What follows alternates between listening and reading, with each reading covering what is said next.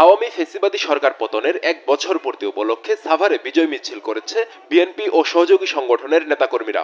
মঙ্গলবার সকালে ঢাকা আরিচা মহাসড়কের থানা স্ট্যান্ড মডার্ন প্লাজার সামনে থেকে একটি বিজয় মিছিল বের হয়।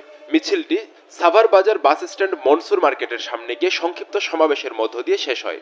এ সময় ভেদাভেদ ভুলে ঐক্যবদ্ধভাবে কাজ করার কথা বলেন তারা। গাজীপুরে জুলাই গণ অভ্যুত্থানের ১ বছর পূর্তি উপলক্ষে বিজয় র্যালি করেছে বিএনপি। জেলা বিএনপির যুগ্ম আহ্বায়ক শাহ রিয়াজুল হান্নানের নেতৃত্বে বিজয় র্যালি হয় কাপাসিয়ায়। জেলা বিএনপির সদস্য সচিব ব্যারিস্টার চৌধুরী ইশরাক আহমদ সিদ্দিকের নেতৃত্বে বিজয় র্যালি করা হয় কালিয়াকৈরে। এ সময় গুরুত্বপূর্ণ বিভিন্ন সড়ক প্রদক্ষিণ করে এ শোভাযাত্রা। ১৭ বছরে একটি ফ্যাসিস্ট সরকার আমাদের অত্যাচার করে গেছে এবং বাংলাদেশে ফ্যাসিস্ট সরকারের মতো কোন সরকার কেন আর আসতে পারে ইনশাআল্লাহ। চাঁদপুরের ফরিদগঞ্জে বিএনপির কেন্দ্রীয় কমিটির ব্যাংকিং ও রাজস্ব বিষয়ক সম্পাদক লায়ন হারুনুর রশিদের নেতৃত্বে একটি বিজয় মিছিল বের করা হয়। টিএনটি মোড় থেকে বের হয়ে শহরের প্রধান সড়ক ঘুরে উপজেলা পরিষদের সামনে এসে শেষ হয়। এখানে দল মত নির্বিশেষে এই গণ অভ্যুত্থানে সবাই অংশগ্রহণ ছিল নাকি বলে?